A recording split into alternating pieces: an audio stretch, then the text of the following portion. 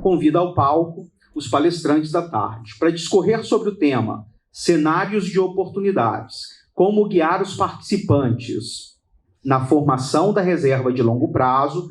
Convido o Dr. Guilherme Benites, sócio e coordenador técnico da Adidos Consultoria Financeira.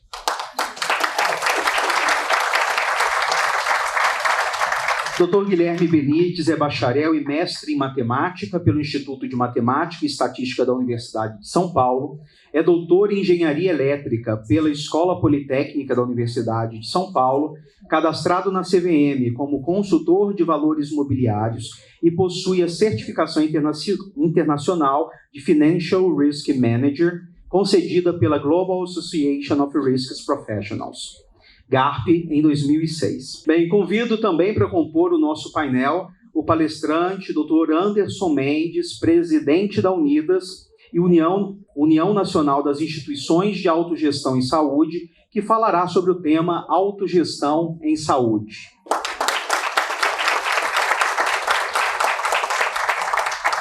O senhor Anderson Mendes é formado em Sistemas de Informação, especialista em Governança Corporativa, certificado em Desenvolvimento de Dirigentes, Gestão de Serviços de Saúde pela Fundação Dom Cabral, pós-graduado em Gestão Estratégica de Negócios em Saúde e Gestão de Serviços de Saúde.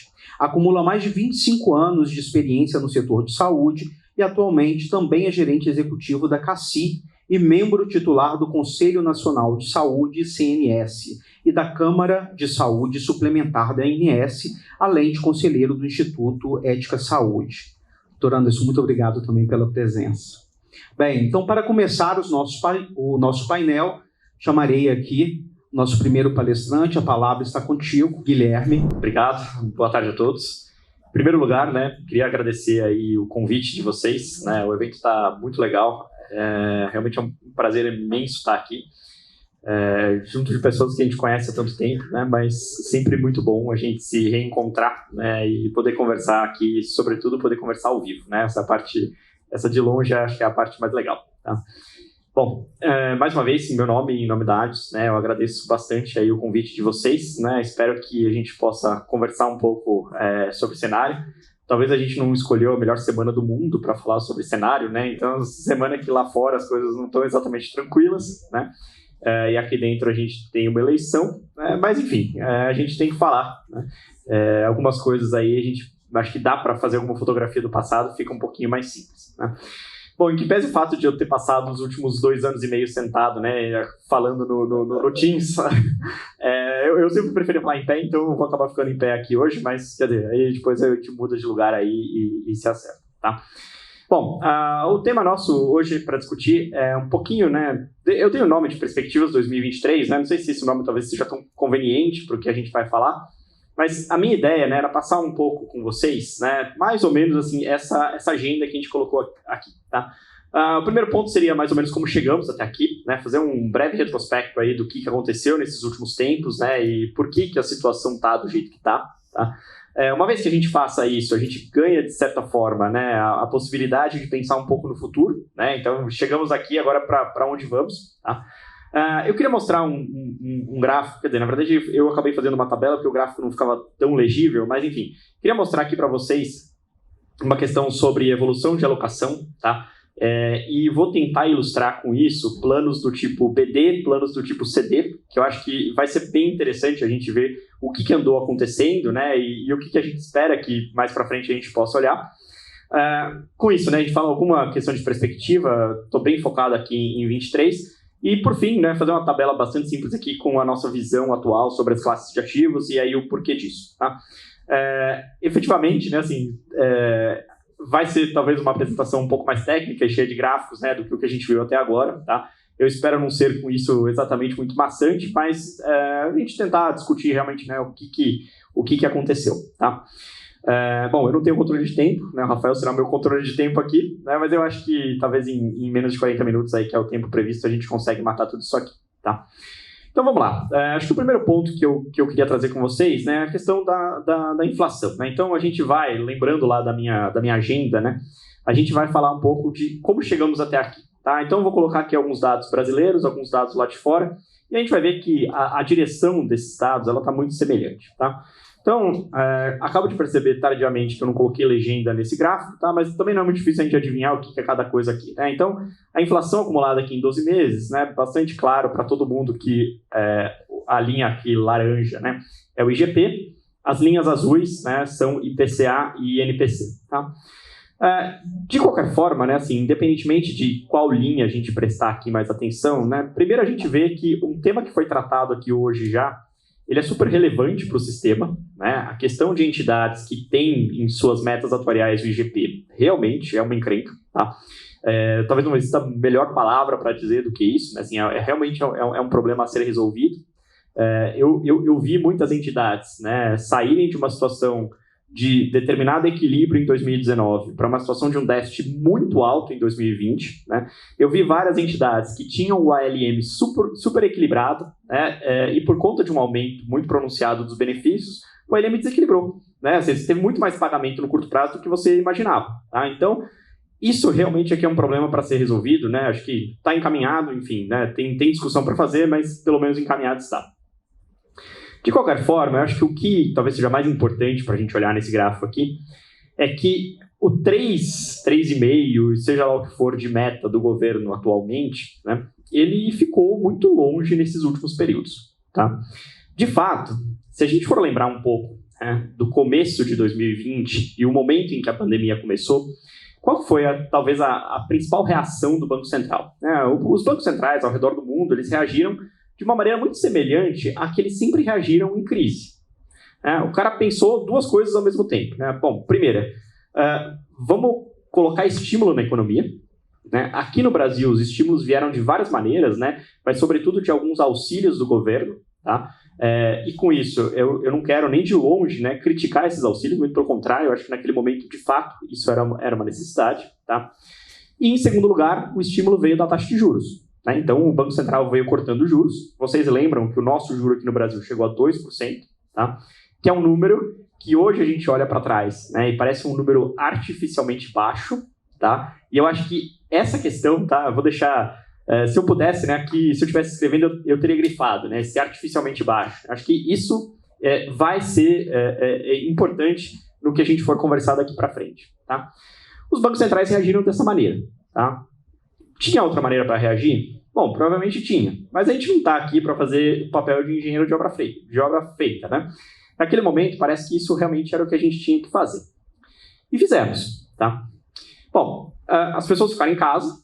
Né? As pessoas, num primeiro momento, e isso vocês vão lembrar das casas de vocês, né? Porque acho que com todo mundo foi assim, a gente não tinha rigorosamente a menor ideia do que ia acontecer com a pandemia. Né? O início da pandemia, eu achei que eu ia ficar em casa 2 semanas. Né? Chegou um determinado momento que eu achei que talvez eu não saía mais de casa. Né? Então, a gente passou por várias fases. Né? Assim, provavelmente, quase todos nós perdemos alguém conhecido para a pandemia. Né?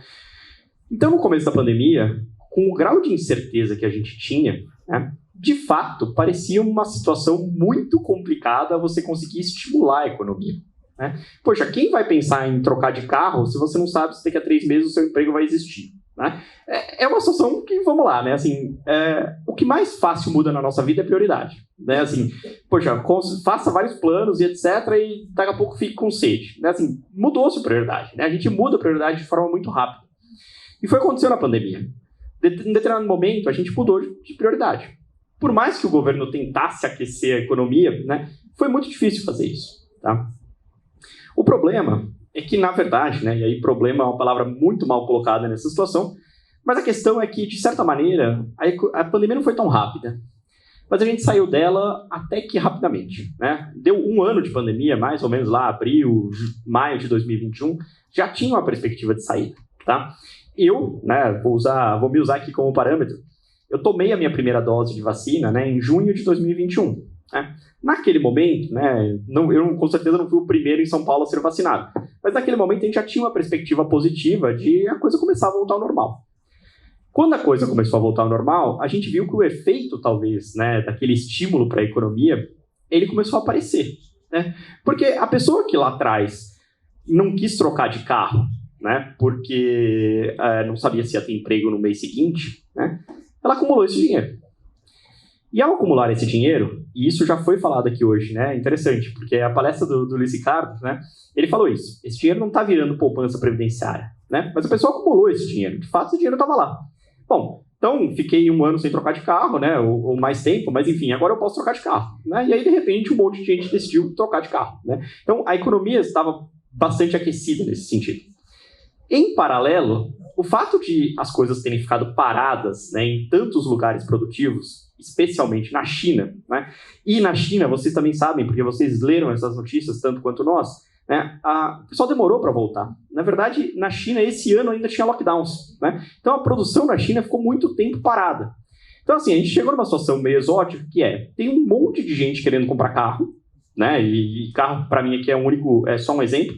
Tem um monte de gente querendo comprar carro, né? Ou seja, pelo simples aumento da demanda, talvez o preço já deveria subir, né? E, em paralelo, não tem peça para produzir carro, né? Então, assim, então tem um monte de gente querendo comprar um produto que está escasso. Adivinha o que vai acontecer com o preço desse produto? Explodir, né? Inflação.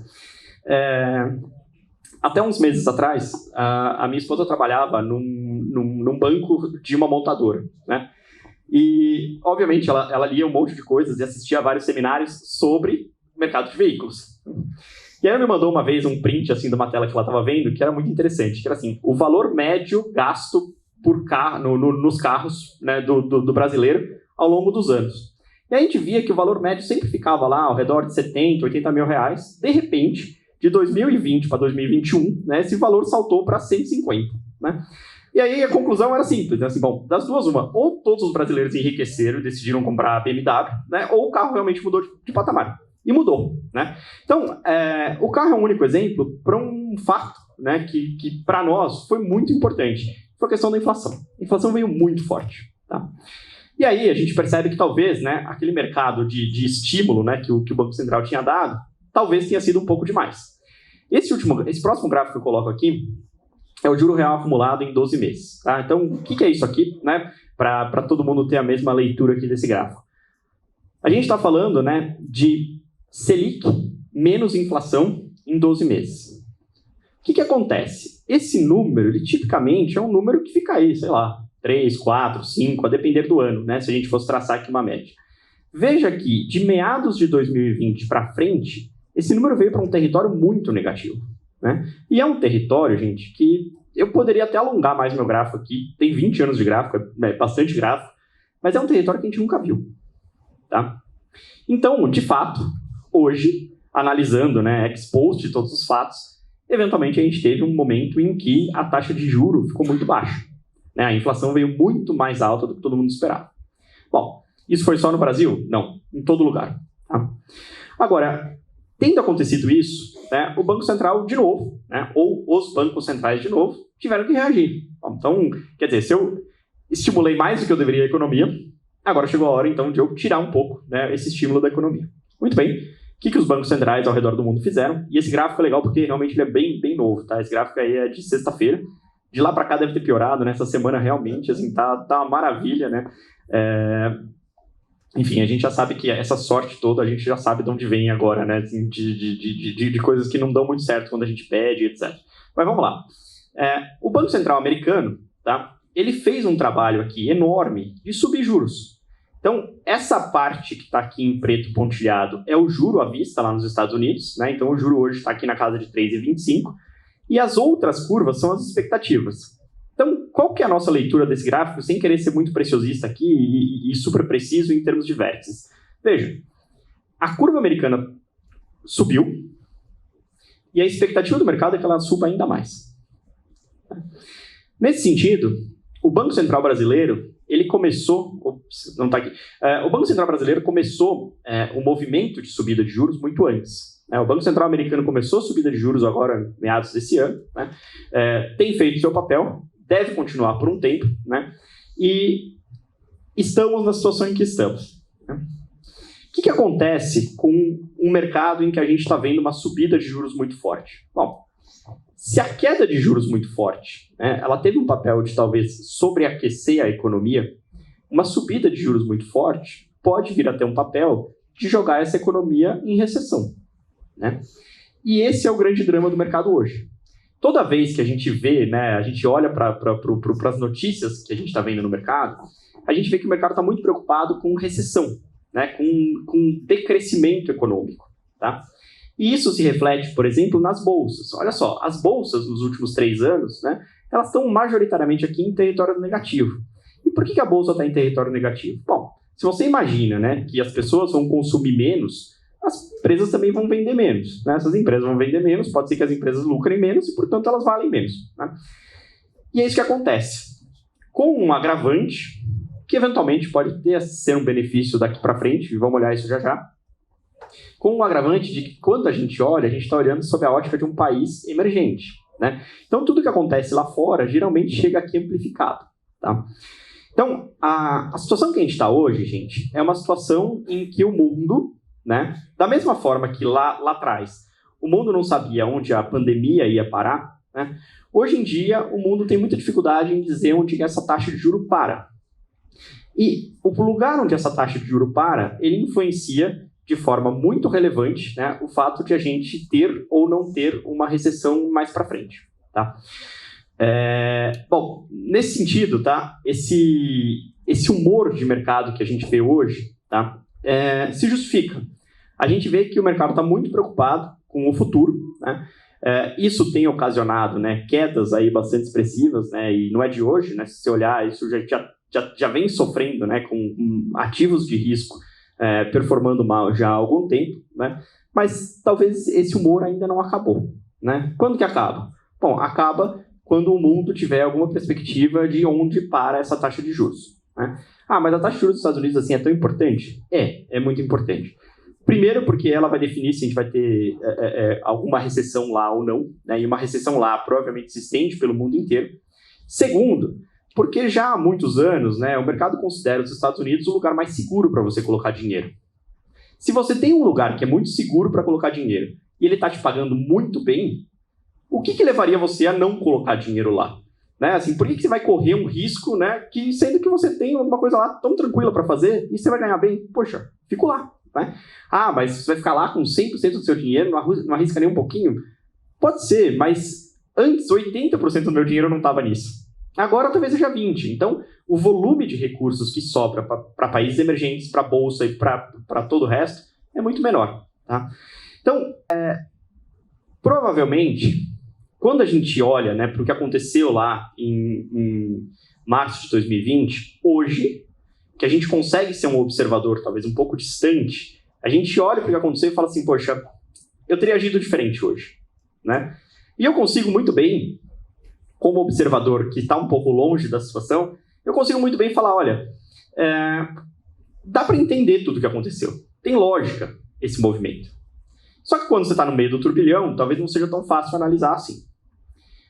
E aí eu proponho o seguinte, vamos pensar, né, ou vamos tentar pensar na possibilidade de nós sermos, né, um observador hoje que também se coloca de forma um pouco distante de tudo aquilo que está acontecendo. Né? Esse observador hoje, né, e se a gente conseguisse se colocar nessa posição, a gente falaria o seguinte, poxa, a gente passou alguma coisa aí como 1 ano e meio, 2 anos, né, com os bancos centrais correndo atrás da inflação, que talvez eles mesmos geraram lá atrás. Né? Mas a gente não está procurando culpado aqui. O que a gente está procurando é saber o que vai acontecer daqui para frente. Se a gente passou talvez 1 ano e meio, 2 anos, né, correndo atrás da inflação, o que significa, né, um tempo bastante extenso, com juro real muito negativo, talvez uma forma de você tentar equilibrar toda essa história seja passar agora algum tempo, né, do outro lado da moeda, tá? E é um pouco isso, gente, tá, que a gente quer discutir daqui para frente. Veja só, eu trouxe algumas estatísticas aqui para vocês. Não se preocupem muito com os números, né, no detalhe aqui, eu posso ler junto com vocês, não sei se está dando para ver aí tão fácil, mas eu trouxe algumas estatísticas sobre como as entidades se comportaram, né, em 2020 e na sequência em 2021. Em laranja, né, tá aqui qual o percentual de entidades de cada tipo de plano que conseguiu bater a meta. Em azul está quem não conseguiu bater a meta. Veja, no consolidado, em 2020, só 12%, ou 13%, nem eu estou lendo direito esse número aqui, acho que é 13% das entidades conseguiu bater a meta. Se a gente vai para 2021, a foto é ainda pior. Só 7% das entidades conseguiram bater a meta. E aí a gente fica pensando, poxa, mas Será que isso não tem a ver justamente com um cenário em que a gente viu um juro real muito artificialmente baixo? O que é a meta de um fundo de pensão? A meta de um fundo de pensão é sempre juro real. O que a gente está buscando aqui é entregar juro real para o nosso participante. Por quê? Porque a gente quer corrigir o dinheiro dele e gerar mais dinheiro, né? Esse é o nosso trabalho. Num ambiente em que a gente está falando de um juro real incrivelmente negativo e de forma até artificial, poxa, realmente é muito difícil bater a meta, né? Mas e se a gente estiver falando agora de um ambiente em que o juro real fica mais alto para tentar equilibrar toda a história lá do passado? Talvez a coisa fique um pouco mais tranquila, tá? Muito bem. Com isso, tá, a gente começa a pensar, e saindo um pouco, né, de tudo que aconteceu até agora e chegando mais um pouco em hoje, a gente começa a pensar no que está acontecendo aqui hoje. Tá? Então a gente tem algumas expectativas aí de inflação, tá? Aqui é 22, 23, 24, 25, tá? Mas o que importa para nós aqui é olhar para essa expectativa de inflação de 2022 e para a expectativa de inflação de 2023. O mercado já chegou a achar que a inflação desse ano seria quase 9, depois o governo fez um corte enorme no ICMS e jogou isso para baixo, depois o petróleo começou a cair, jogou isso para baixo, depois a inflação começou a vir menos pesada do que o mercado imaginava, jogou isso para baixo. Hoje o mercado imagina que a gente termina com inflação a 6. Muito bem. E para o ano que vem, a gente imagina que termine com inflação a 5. O mercado pode errar essa previsão? Pode. Né? Aliás, nos últimos anos, o mercado tem errado a projeção de inflação com uma constância enorme. Talvez a projeção para esse ano já não tem mais muita variabilidade. Né? Convenhamos, a gente está em outubro, né? Então só tem mais 2 meses para prever, não é tanta coisa assim. Para o ano que vem, pode ser que tenha uma variabilidade. Mas tudo bem. Olha só, o que o mercado espera em termos de juros para esses anos? Em 2022, tá? 22, 23, 24, 25, mesma lógica, tá? Em 2022, o mercado acha, né, que o juro vai terminar a 13,75. Eu também acho. Na verdade, quase todo mundo acha. A última reunião do Copom ficou em 13,75. Todo mundo imagina que o mercado termine o juro, que o Banco Central termine o juro a 13,75. O que o 13,75 de Selic quer dizer? Tá? A Selic começou esse ano mais baixa. A Selic começou esse ano na casa aí de 9 e pouco. A Selic média de 2022, com a Selic terminando em 13,75, a Selic média vai ser aqui alguma coisa da casa de 12,2, 12,3. Então, quando eu olhar agora para trás, aquela Selic acumulada, né, que eu usei naquele gráfico primeiro de juro real, a Selic acumulada em 2022, ela deve ser da ordem aí de 12,2 ou 12,3. Para facilitar a nossa vida, tá? Digamos que seja 12,2. Muito bem. E a Selic média do ano que vem? Quanto vai ser a Selic acumulada em 2023? Bom, vou tentar fazer uma conta aqui. Se a Selic termina 2022 a 13,75, ela começa 2023 a 13,75. E ela termina 2023 a alguma coisa perto de 11,25, de acordo com a previsão do mercado. Então tá.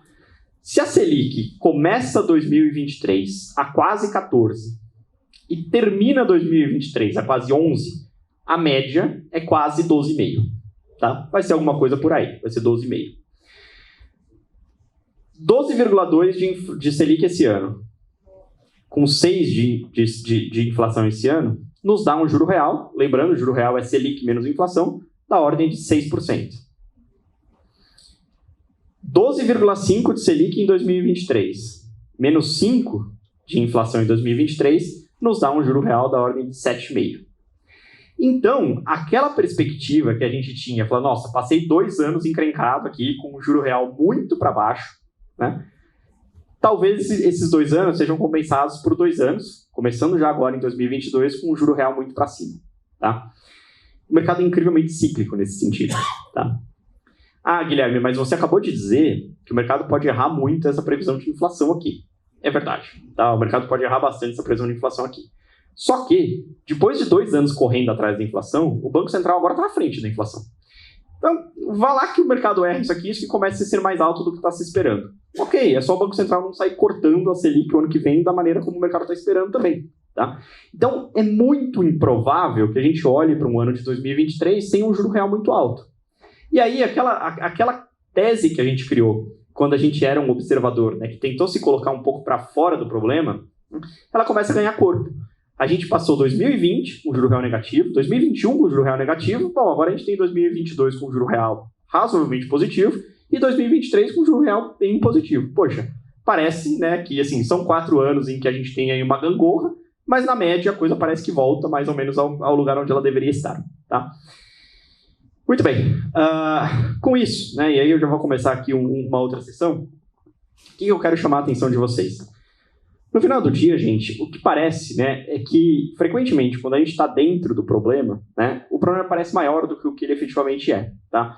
Posso usar, por exemplo, uma analogia que eu sempre gostei de usar, né, eu perdi um pouco isso com a pandemia, mas enfim, com um voo de avião, né?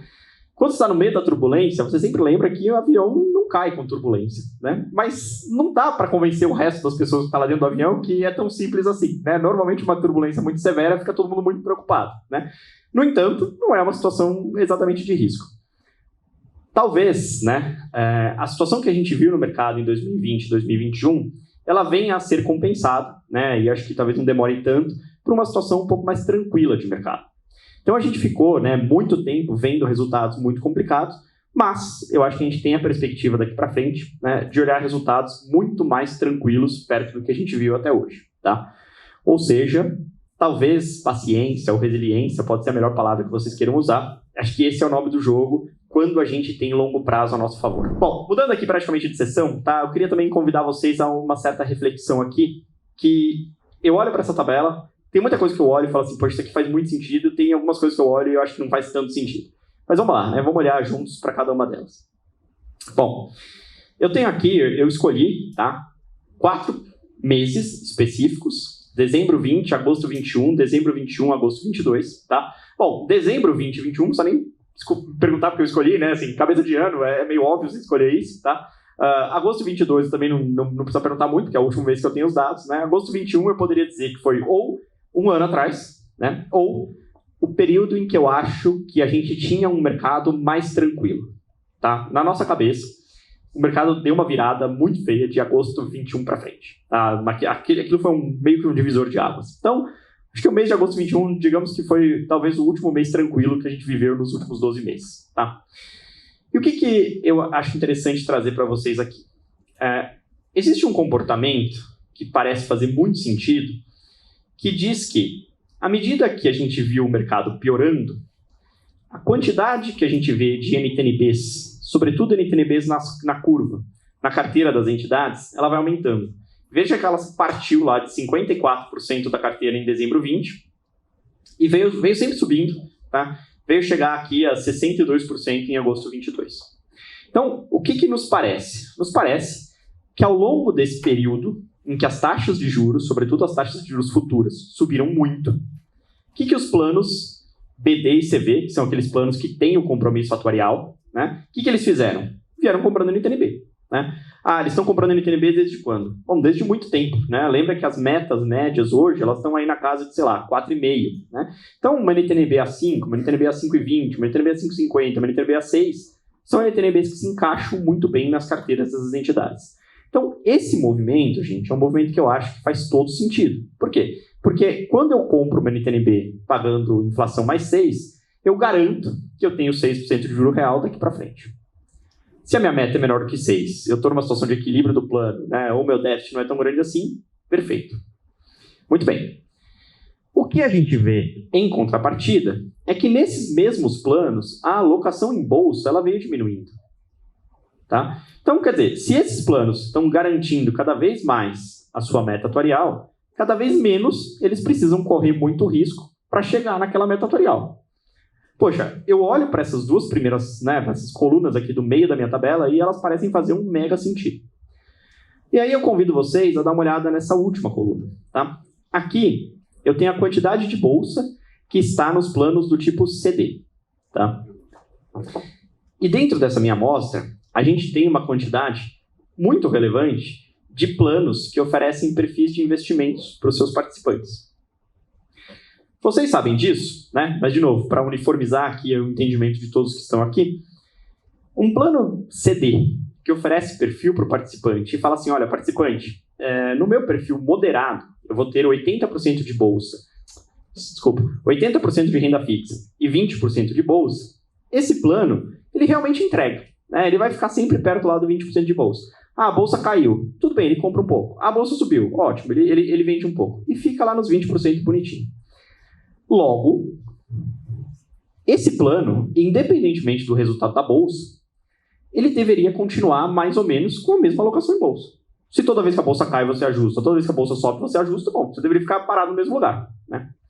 E, no entanto, você vê que entre agosto de 2021 e agosto de 2022, a bolsa despencou, né? Não é pouca coisa. A gente está falando que a bolsa saiu aqui de 16% para alguma coisa na casa de 10,5%, tá? Essa conta, você fala assim, 5,5 em 16, a gente perdeu 30% da alocação em bolsa. Né? Assim, a gente olha o número que parece que é 5, mas não é. 5 pontos percentuais, a nossa alocação em bolsa diminuiu 30%. E de qualquer forma, assim, mesmo que eu não tivesse falado essa história da bolsa ficar paradinha, né, nos perfis, a bolsa não caiu 30% de agosto de 2021 para agosto de 2022. Né? Assim, mas nem perto disso. Caiu, sei lá, 10, né? E olha lá. Bom, então o que a gente percebe aqui é que muito dinheiro foi resgatado da bolsa.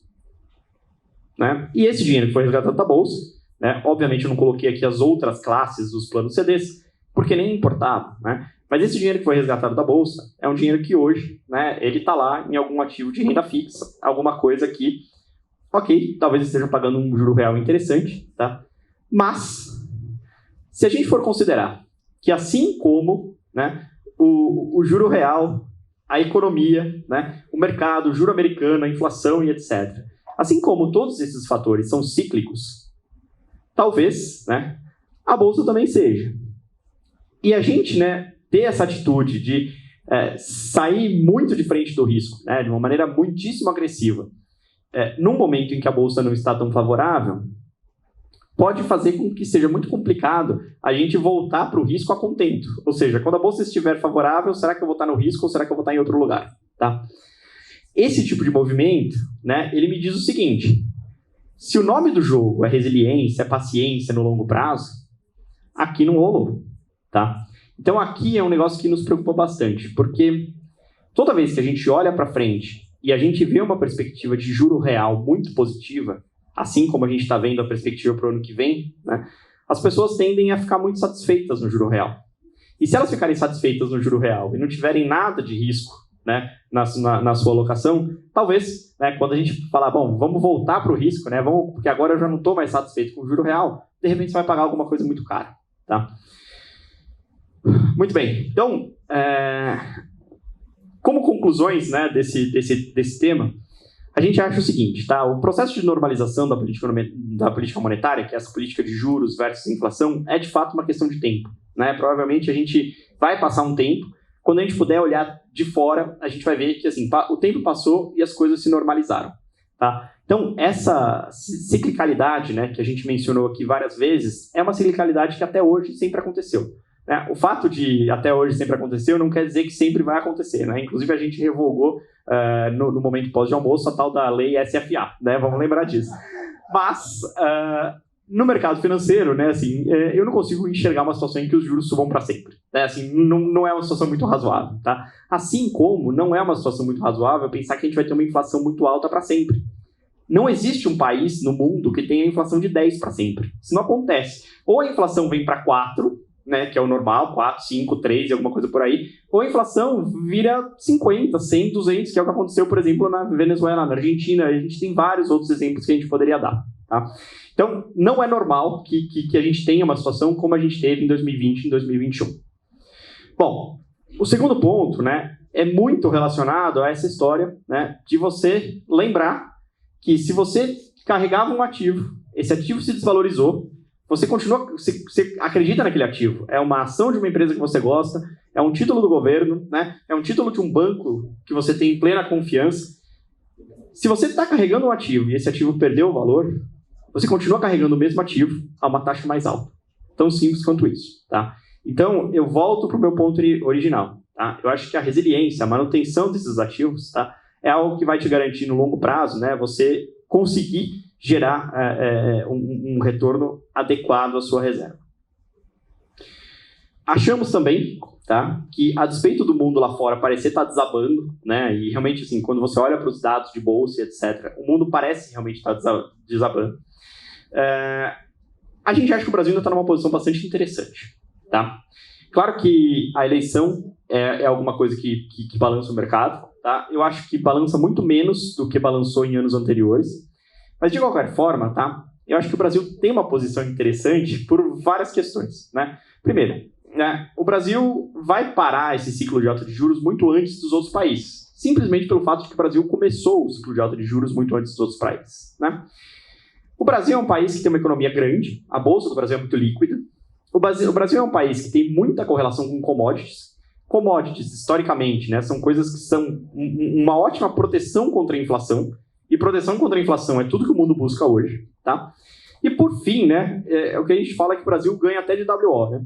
O fato é que quando a gente pensava no Brasil no passado como mercado emergente, a gente sempre via o Brasil competindo, né, com, por exemplo, Rússia, que é uma outra economia muito grande relacionada a commodities, mas a Rússia hoje é a carta fora do baralho.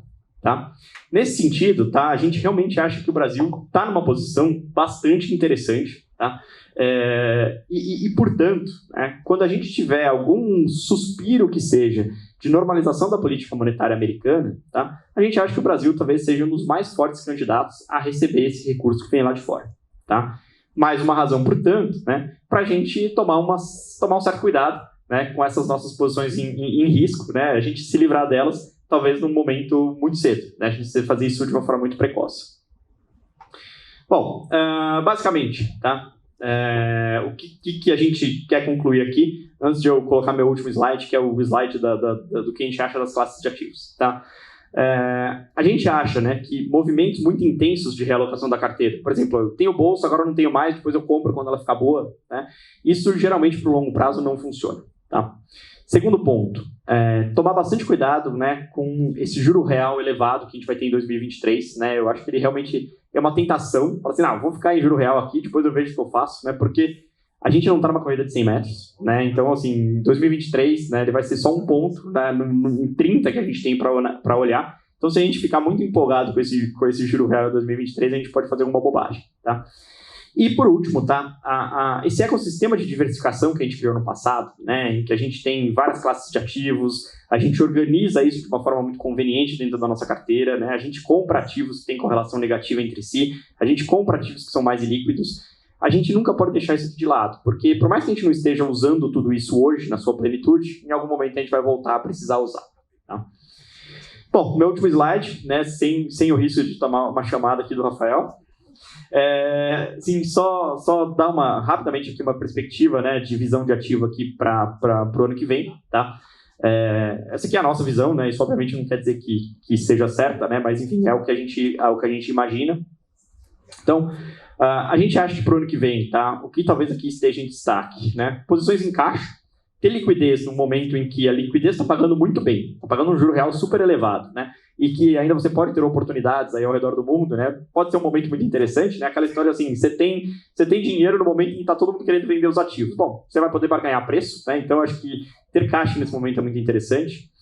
A gente está particularmente preocupado com crédito, né? Sobretudo esses créditos menos arriscados, não por uma questão de crédito em si, a gente está bem tranquilo com a questão de crédito, mas a gente está um pouco mais preocupado com a questão de liquidez. A gente acha que esse tipo de classe pode sofrer um pouco, tá?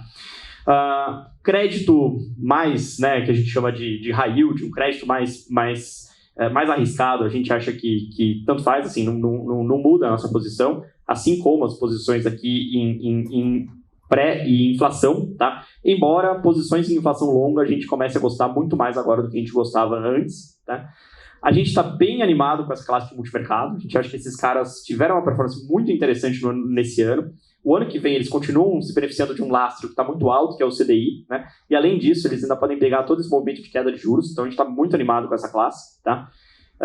Fundos imobiliários e FIPs, né? São classes que a gente não muda muito a nossa perspectiva, uma vez que, assim, num ambiente em que você tem muitas coisas interessantes, né? Num campo mais líquido, talvez eles não sejam a primeira opção de grande parte das entidades, tá? Com exterior e renda variável, a gente continua animado, renda variável sobretudo, tá? Exterior, eu acho que a gente vai arrumar umas barganhas aí ao longo dos próximos meses, tá? Meu único cuidado com isso aqui seria a questão cambial, tá? A gente não está muito confiante aí no câmbio, a gente acha que o dólar, no nível que ele está, talvez esteja alto demais, ou seja, comprar dólar agora, pode ser que eu esteja comprando alguma coisa um pouco cara, tá bom? Muito bem, então, livre do Rafael, essa era a minha última tela da apresentação. Eu agradeço aí a paciência de vocês, fico aqui à disposição, tá bom? Obrigado, gente.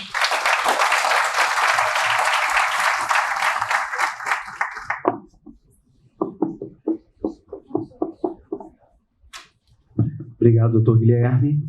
Bem, eu realmente tenho me tornado, talvez a pessoa não grata aqui em cima, né? Mas é o papel, né? Bem lembrado, isso é verdade.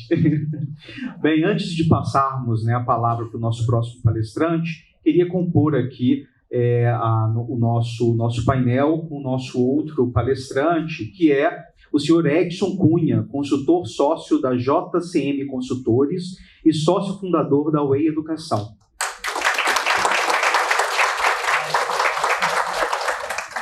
O Dr. José Edson, ele abordará o tema governança corporativa em entidades de previdência e seus avanços.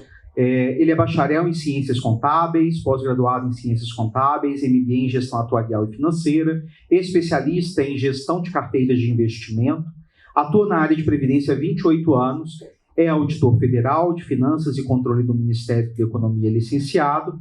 No governo foi subsecretário de Previdência Complementar do Ministério da Economia e foi diretor da Previc. Atuou como conselheiro por 3 mandatos no CNPC e foi presidente da Câmara de Recursos da Previdência Complementar na iniciativa privada, atuou em empresas de consultoria nacionais e internacionais e atualmente também é membro do Conselho Deliberativo da Previnor, membro do Comitê de Auditoria da Fundação Copel e membro da Câmara de Mediação e Arbitragem da Previc. Atua em diversas instituições de ensino na área de previdência complementar. Dr. José Edson, muito obrigado pela presença. Bem, então passaremos agora para a nossa segunda palestra, nosso segundo palestrante, o senhor Anderson Mendes, presidente da Unidas.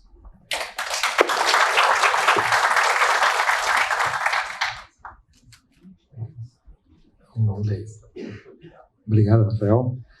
Bom, boa tarde a todos. Cumprimento aqui os colegas aqui pela brilhante palestra. Aprendi muito aqui. Né? Já desculpei que se eu tirar meu dinheiro da bolsa eu vou realizar meu prejuízo, então melhor deixar lá. Nós temos também eu sou funcionário do Banco do Brasil, de carreira no banco, e a gente tem 2 instituições que para a gente é muito importante, a CACI, da qual eu faço parte há 25 anos. Eu entrei no banco pela CACI, a CACI foi minha porta de entrada pelo banco por uma experiência aqui no Benji Caixa, na Fundação de Saúde do Benji, onde eu comecei na área de autogestão, e isso me levou para o Banco do Brasil pela porta da saúde.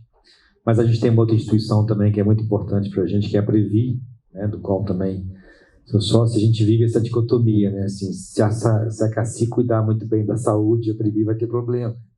Então, a gente fica naquele limiar ali, né? E talvez eu não tenha a sorte de trazer tantas boas notícias como o Guilherme trouxe. Acho que o Guilherme foi um porta-voz aqui, acho que em grande parte, de boas notícias. Na saúde está um pouquinho mais complicado. Então, fico feliz de terem voltado do almoço com a palestra dele, não com a minha, para ninguém ter problemas aí. Mas eu sou otimista de natureza. Eu acho que, assim como o mercado que a gente vê financeiro e todos os outros mercados, o mercado de saúde também é cíclico, né? Eu acho que a gente vai passar por uma turbulência muito grande agora com essas novas regulamentações, mas a gente vai ter um período de acomodação e essas coisas vão acontecer, até porque saúde é, de fato, dos 3 itens de desejo da população mundial, a saúde está ali entre os 3 muito fortemente, né? Então, acho que isso faz com que talvez naquela mudança de prioridade que você colocou tão bem, a saúde talvez ainda se permaneça muito forte como um item de prioridade, e isso traz com que as pessoas às vezes cortem outros custos, mas mantenham o plano de saúde e cortem outras questões para se manter em plano de saúde. É uma tendência, né, que a gente vê. E a gente tem uma dicotomia muito grande também na saúde quando a gente fala sobre o nosso modelo de autogestão, né? Que eu acho que é um modelo muito bacana, que não é nem melhor nem pior, aqui não é uma questão de classificação sobre os modelos de plano de saúde, mas é um modelo que ele traz esse viés do chapéu, né? Então, eu sou funcionário do banco, sou um gestor na CACI, tenho uma responsabilidade de usar esse recurso da melhor maneira possível, porque nós temos que cuidar da vida de 620 mil colegas, então não é só da minha. Isso exige uma responsabilidade, mas amanhã eu estou com meu filho no hospital, amanhã eu estou no hospital. Então você troca a todo momento de boné e você fica assim, bom, como fazer isso de uma forma sustentável, mas principalmente como fazer isso de uma forma em que a gente garanta a assistência necessária. Esse é um diferencial que a gente carrega, né?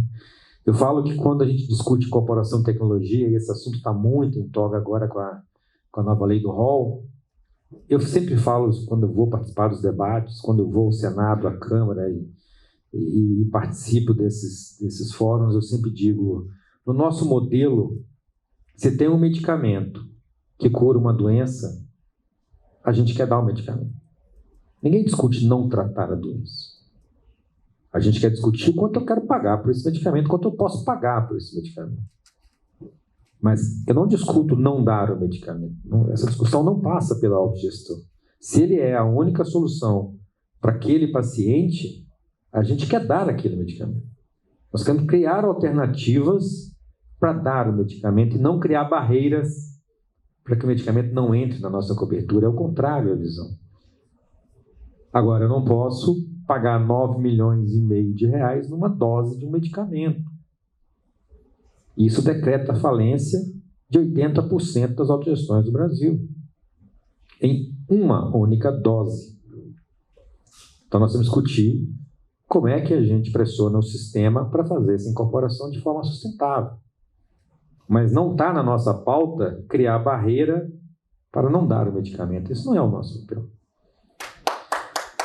Então, obrigado. Eu uso sempre exemplo prático, eu não gosto muito de delongar, não, que assim, eu falo aqui 5 horas e falo 5 minutos, vocês decidem, entendeu? Não tem problema nenhum, a gente escolhe, a gente fala aqui, como o Rafael está fazendo aqui a vez do negócio, então nós vamos procurar falar em 35 minutos para deixar 5 minutos de lambuja aqui para o próximo. Mas a gente fala em 5 minutos também, não tem problema.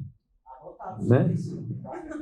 Pode anotar. A gente fala em 5 minutos também, quando a gente foca naquilo que é preciso, né? E sem ficar de rodeio. A apresentação está aqui em PowerPoint, é uma maravilha, aceita um monte de coisa. O Guilherme traz dados, né? Números, então fica bem mais simples. Eu só vou falar aqui de teoria aqui, vocês vão falar assim, colocar no PowerPoint é fácil, fazer na vida real que é o difícil, né?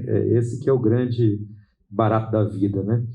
E aí eu vou falar, só roubar aqui do meu próprio tempo um minutinho para dizer para vocês, quando eu estou falando disso, o que é isso na prática, tá? Na prática, na nossa vida. Nos Estados Unidos, com apoio público, apoio de dinheiro público em diversas faculdades, foi desenvolvido um método de terapia gênica. O que é isso?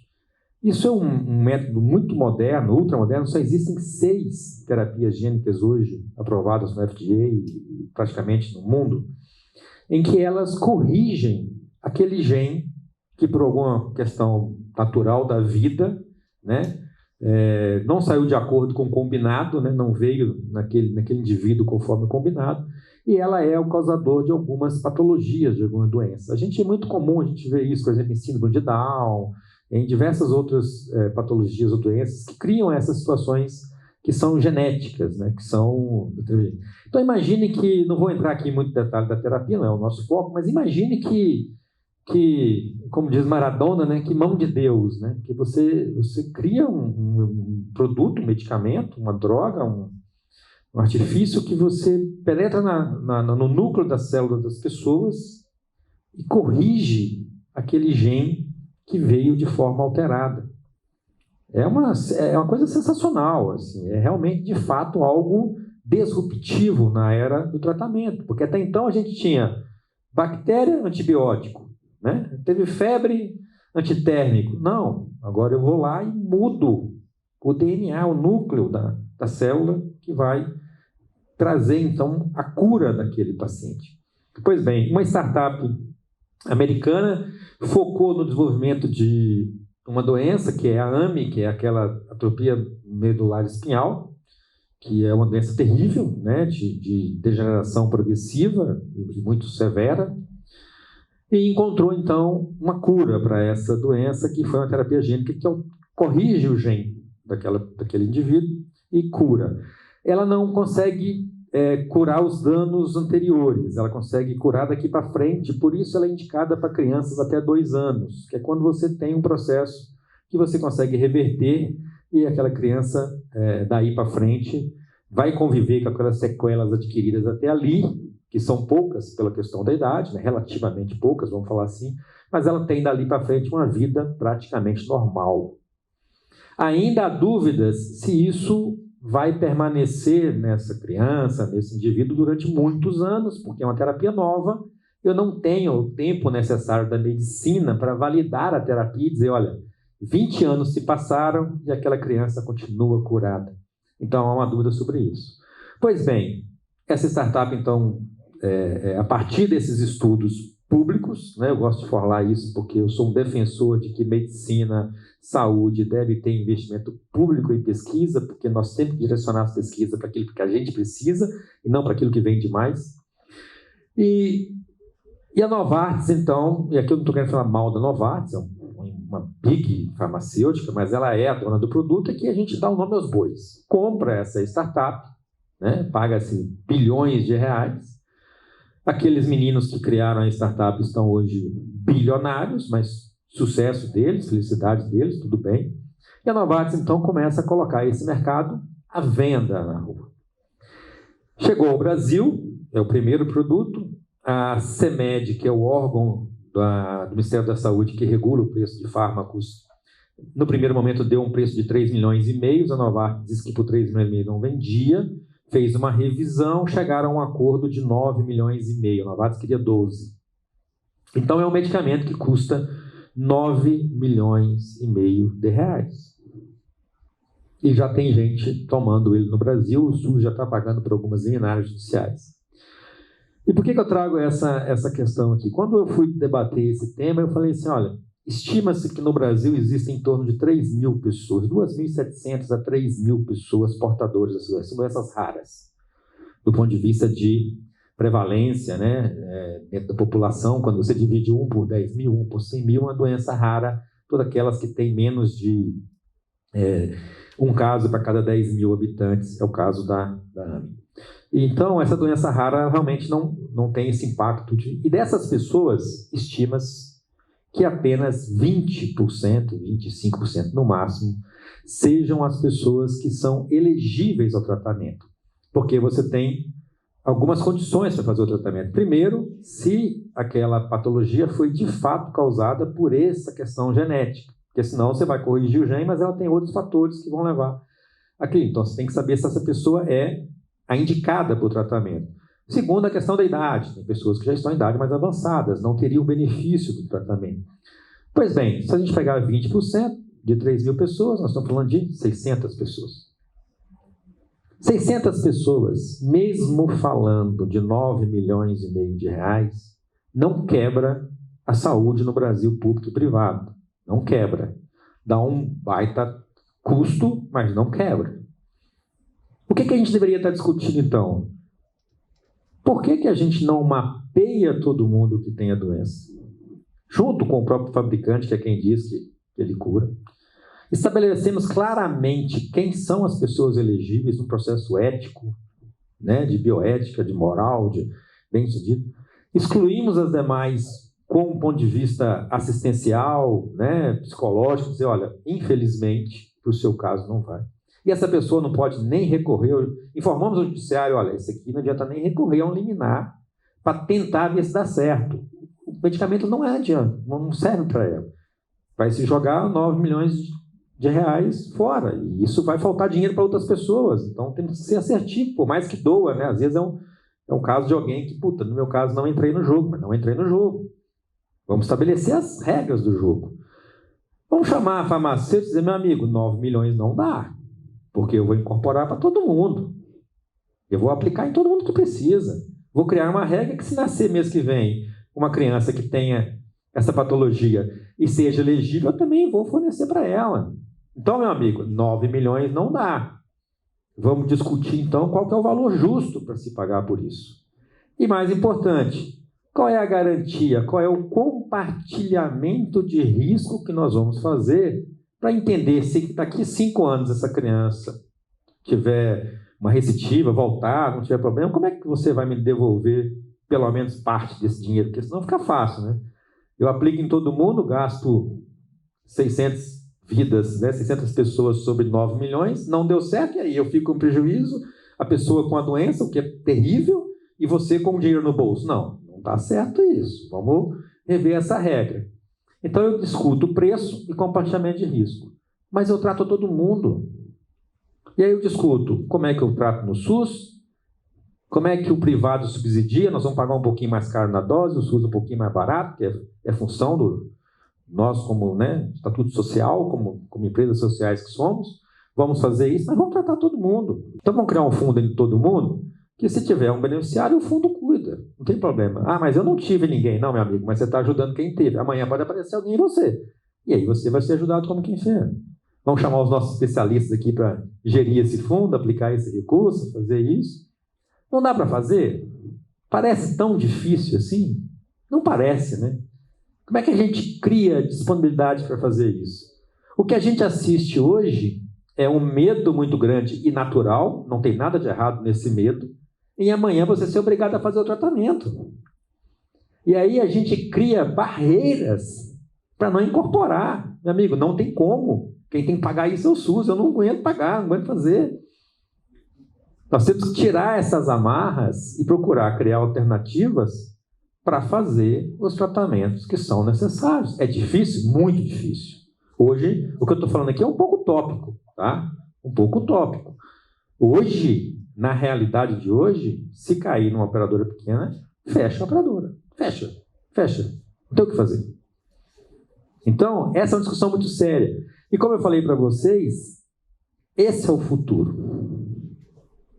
O futuro são, cada vez mais, medicina personalizada, tratamentos individuais. Hoje já tem prótese sendo realizada no bloco cirúrgico. Você abre a pessoa, vê exatamente o que ela precisa, fabrica a peça que ela precisa e coloca no lugar. Essa é a realidade. E que bom que essa realidade chegue. Agora, como é sustentável? Como pagar isso? Como pagar isso?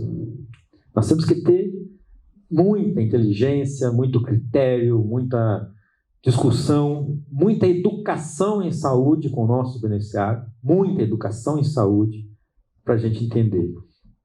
E aí, falando rapidamente aqui sobre o Unidas, estamos, não é uma entidade que congrega as autogestões, estamos nos 27 estados, né? Aí, nós temos a menor participação de mercado, hoje a Unidas é em torno de 9%, as autogestões são 9% do mercado.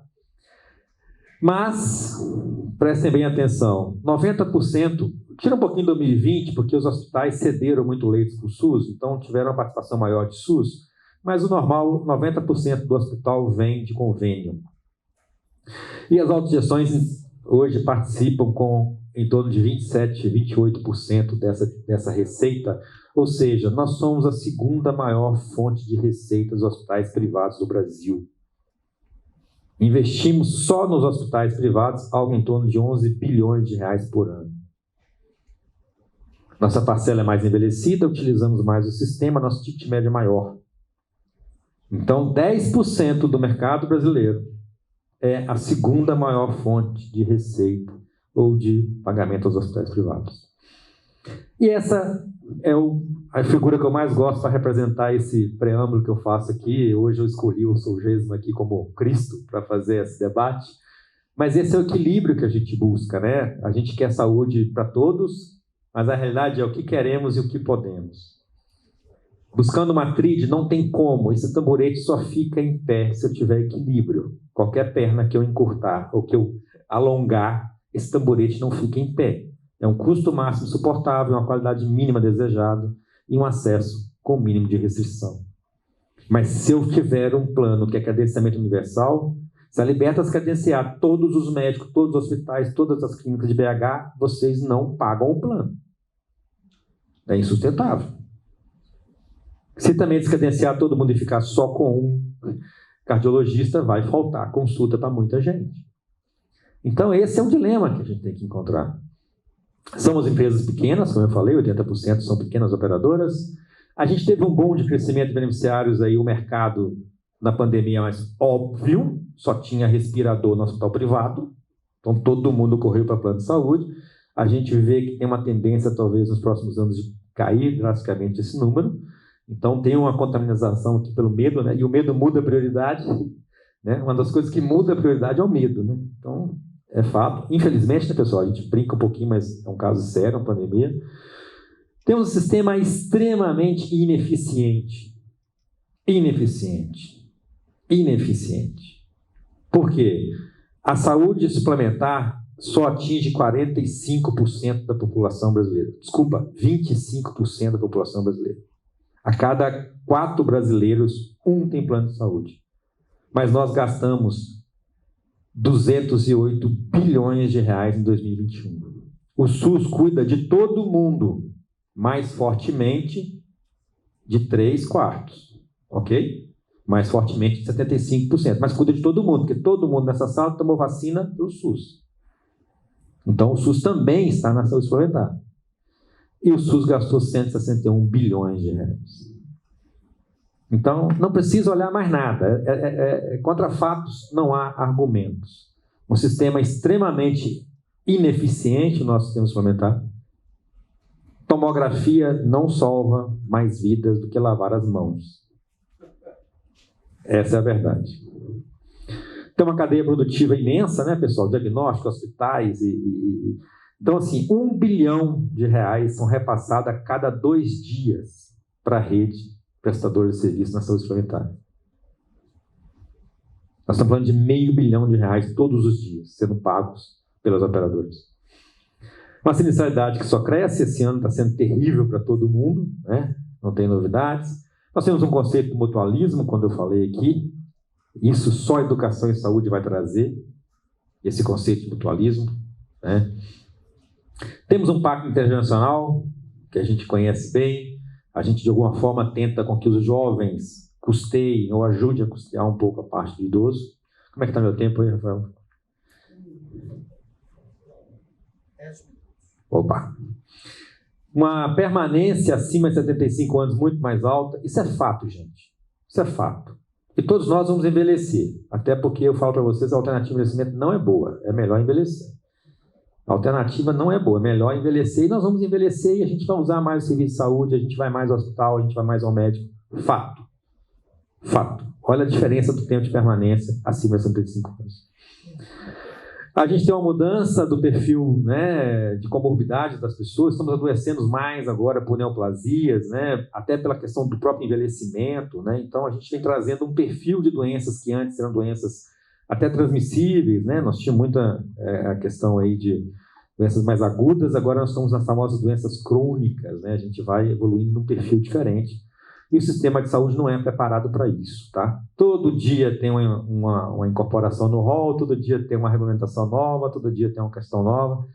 Esse é o nosso desafio. Hoje, em 2022, nós já estamos a praticamente 15% da folha de pagamento é o custo de saúde, média das empresas. Isso é muito preocupante. É o segundo fator de custo no RH depois do salário, é o plano de saúde. Isso preocupa muito. Estamos vivendo um sistema, um modelo de negócios que a gente tem uma concentração muito grande. Isso é inevitável. Todo mercado regulado tende à concentração. E a saúde não vai ser diferente. A saúde é fortemente regulada e ela tende a ser concentrada. Não tem como. Então, a gente tem que aprender a lidar com isso, né? E fazer cada vez mais, tanto na parte de prestadores quanto na parte de operadoras, né? A compra da Pivida, que comprou a Interdama na Altemed, criou uma empresa que quase cobre o Brasil como cobre o sistema Unimed, que vocês conhecem bem, cada uma é cada uma, né? O sistema Unimed São 300 singulares, que cada uma tem o seu CNPJ próprio. Aqui nós temos uma única empresa, um único CNPJ, que vai atingir aí 14 milhões de pessoas com alguma carteirinha da Apvida. O problema nosso é esse. Nós não deveríamos estar discutindo se o rol é taxativo ou exemplificativo. O rol exemplificativo não vai melhorar a saúde de ninguém. Do ponto de vista populacional, esquece. O que tem evidência, o que é importante, o que faz diferença é incorporado. Todo dia a INS incorpora novas tecnologias. O que essa nova lei vai trazer é um monte de lixo para o sistema. Um monte de pedido ineficaz, ineficiente, que vai trazer custo, mas não vai agregar valor. Não vai salvar mais vidas. Ao contrário do que se diz na tela, não vai salvar mais vidas. O método ABA, que foi o grande discurso aí da questão do autismo, as operadoras de autogestão já pagavam quando tinha. Agora, não tem nem profissional capacitado em ABA no Brasil para atender todo mundo. As associações que estão por trás disso são financiadas pela indústria farmacêutica. As presidentes da Associação de Autismo são candidatas a deputado. A vida como ela é, gente. Essa discussão não poderia ser realizada em ano eleitoral. Não poderia. Porque se eu fosse deputado, provavelmente eu votava a favor também. Como é que eu vou votar contra? Como é que eu sozinho aqui vou votar contra? Só que não estamos discutindo eficiência, não estamos discutindo como é que a gente melhora a qualidade de vida, não estamos discutindo como é que a gente melhora a prevenção, como é que a gente adia a chegada da hipertensão, da diabetes. Nós não estamos discutindo isso. Nós estamos discutindo como é que a gente incorpora ecoterapia. Quantas pessoas nós vamos salvar, incluindo a ecoterapia, gente? E quantas pessoas vão morrer porque não vão ter plano de saúde, o SUS não vai dar conta e a gente vai ficar na fila? Essa é a discussão que a gente deveria estar fazendo. Saúde suplementar, Brasil, números reais da INS. 162 ressonâncias magnéticas por 1.000 habitantes. Se eu for para Paulista, esse número é 300. Chile, 13. Inglaterra, 40 exames. OCDE, 52. O que tem o brasileiro para fazer 10 vezes mais exame que o chileno, cara? Aparelho. Exato. Oferta de aparelho parado, que tem que rodar, tem que girar. Gente, isso não é opinião, não é opinião do Anderson. Isso é dados. Quanto a fatos, não tem argumentos. Tem que discutir. O sistema, não dá para a gente eleger um culpado. O sistema, porque o hospital também comprou a máquina, ele vai pressionar o médico a fazer a pedir exame. É um ciclo, não dá para... A gente não resolve problema... Para todo problema grande, né, e sistêmico, tem uma solução simples e rápida que não funciona. Guardem isso. O nosso problema qual que é, pessoal? É que todo mundo ganha dinheiro com a doença. Eu tenho mais 2 minutos, não é isso? Todo mundo ganha dinheiro com a doença. Todo mundo ganha dinheiro com a doença. Menos o cliente, que é o doente. Menos o governo, obviamente, porque tem que pagar essa conta. MCO somos nós, as operadoras. E a universidade e tal, que tem todos esses estudos. O que a gente precisa fazer? Nós precisamos fazer uma lógica em que o hospital ganhe dinheiro se não atender o paciente. É utópico, mas é o que a gente precisa. Fazer com que o sistema seja remunerado quando ele não atende. Por isso o SUS tem 30 anos de avanço no pagamento do sistema de saúde que a gente está aprendendo agora. O SUS paga per capita. Prefeitura, você vai receber pela quantidade de vida. Se vira para cuidar da saúde deles. Se você quiser criar um hospital, beleza. Você vai dar conta de tratar no hospital? Por que você não cria mais UBS? Ninguém fez estratégia de saúde da família no SUS e implantou UBS porque achou bonito. Porque não é. No Brasil, médio de família é visto como médio pobre. Muito errado essa política, mas é assim. Mas o prefeito, ou ele implanta, ou ele não paga a conta. Porque o bonito é inaugurar o hospital. Mas inaugurar o hospital não paga a conta. Ou a ambulância para levar. Tratar o hipertenso é muito mais importante do que tratar o infartado. Só que são políticas diferentes. A judicialização, que a gente sempre tem aí essa discussão, né? E quem que ganha, pessoal? Se eu incorporar um medicamento que faz a mesma coisa que outro, mas custa 1000 vezes mais, quem ganha? O paciente? A operadora? Tem uma lei de Wall Street que é a seguinte: siga o dinheiro. Siga o dinheiro. Para onde vai? Bom, as origens estão aqui, eu não vou falar, até porque nós estamos a 3 dias de eleição e eu aqui não tenho nenhum partido, não tenho zero, mas a gente tem uma agente de proteção social e mídia muito consumidora. O jornal coloca assim, né? Plano de saúde é obrigado a pagar o tratamento. Que plano de saúde, cara pálida? Plano de saúde paga o quê? Quem paga somos nós. Tudo nesse país, quem paga somos nós, pessoas físicas. Porque se o Banco do Brasil paga metade da minha conta na Cassi, paga com a minha hora de trabalho. Se eu pedir conta amanhã, não tem mais Cassi, não. Então quem paga sou eu. Metade eu pago do bolso, metade eu pago com a minha hora de trabalho. E se amanhã eu pedir conta do banco e sair, no dia seguinte eu não tenho Cassi mais, não. O banco não paga R$1 mais. Concorda? Se o governo, o SUS paga ou a prefeitura paga, é meu imposto. É imposto de vocês. Ninguém fabrica o dinheiro. Se fabricar, a inflação decola. Então, quem paga somos nós. O plano de saúde, ele é um intermediário. Essa é a regra do mutualismo. Nós vamos pagar essa conta. Toda essa conta que foi feita para prestigiar ali, siga o dinheiro, quem vai pagar somos nós. Bom, a gente tem aqui, com essa nova lei, um dos principais pontos que eu coloco para finalizar, que é a transferência da regulação de agente técnico para um agente não especializado. Nós estamos jogando para o judiciário, o juiz vai decidir se aquilo tem cobertura ou não? Não tem. Falta de padronização. Imagina, você acha que um plano de saúde criado no interior do Nordeste, Caba da Peste, o juiz vai dar liminar contra o plano? Não vai. Você tem dúvida disso, gente? O cara lá no interior tem o mesmo acesso que o cara da capital aqui a um fórum a discutir o processo de saúde? Você vai criar uma desigualdade num país tão desigual, ou ampliar a desigualdade num país tão desigual. Falta de previsibilidade, né? E claro, né, criamos agora um campo aberto para produtos e serviços oportunistas. Fabriquei lá, né? Não vamos ter que sacanear não, que a pessoa fala, não, fabriquei lá na Índia, na China, qualquer lugar, fabriquei lá um produto que não tem eficácia nenhuma. Porra, no Brasil tá fácil. Faço um estudozinho mequetrefe dizendo que tem evidência científica, faço um programa de monitorização dos profissionais de saúde que vão indicar aquilo ali, e meu produto está na praça, eu vou vender igual água. E eu tenho um monte de plano de saúde para que é obrigado a pagar aquilo. Essa é a vida como ela é, gente. Essa é a vida como ela é. Bom, por fim, né, o que a gente vai ter então, menos previsibilidade, mais desigualdade no acesso, desigualdade na cobertura, porque aí eu crio uma cobertura que não é mais regulamentada, não tem mais padrão. Isso me traz uma inequidade que para a gente é um problema sério, porque se tem um pilar da autogestão, é o pilar da equidade. Quem precisa mais, leva mais, quem precisa menos, leva menos. Com isso, eu vou aumentar a ineficiência, vou gerar um aumento de mensalidade, que eu vou ter que pagar essa ineficiência, vou ter uma redução de carteira, porque as pessoas não vão conseguir pagar essa mensalidade, e com certeza eu vou cair com pessoas no SUS.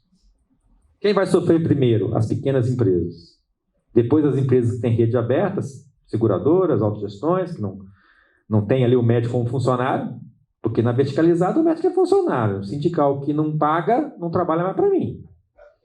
É simples assim. E por fim, claro, vai cair essa conta também neles, né? Mais à frente e dessa forma. Era esse recado que eu queria passar para vocês. Eu vou deixar a apresentação com alguma coisa a mais, mas aqui é o dia a dia de vocês, não se preocupe com isso. E a gente está à disposição aí para o debate. Obrigado.